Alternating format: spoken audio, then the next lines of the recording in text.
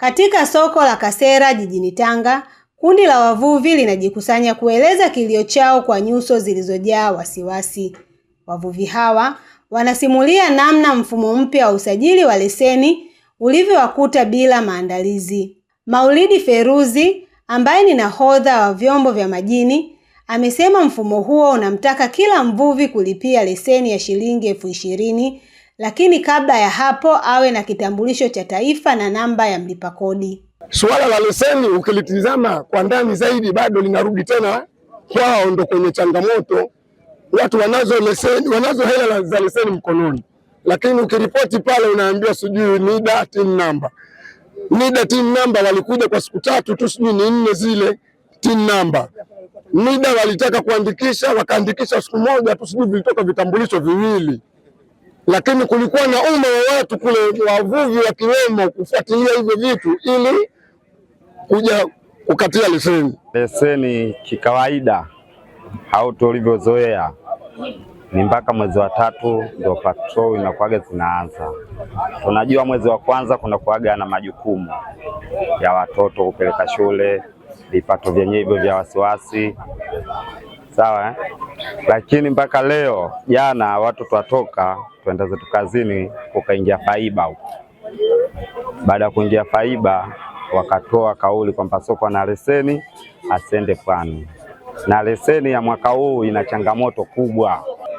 Nipo hapa kwa maoni yetu haya ambao tunaolalamika wavuvi, manaoza. Lalamiko letu kubwa ni kuhusiana na swala la leseni.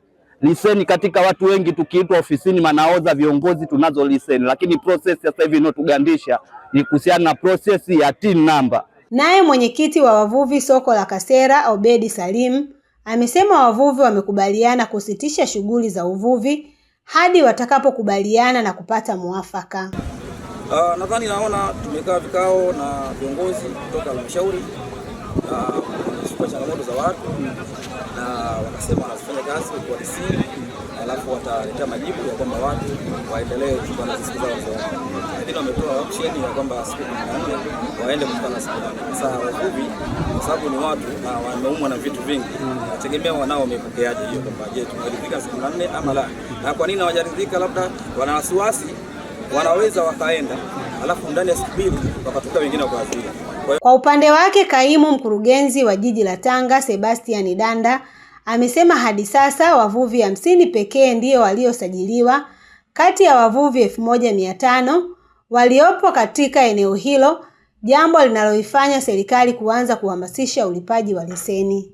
Na utaratibu wa leseni za uvuvi kwa mujibu wa mfumo wa sasa hivi ambao ni mfumo wa Tausi, unahitaji ili mtu apate leseni ya uvuvi lazima aingia kwenye mfumo, na ili kuingia kwenye ule mfumo unahitaji uwe na kitambulisho cha NIDA na uwe na TIN number.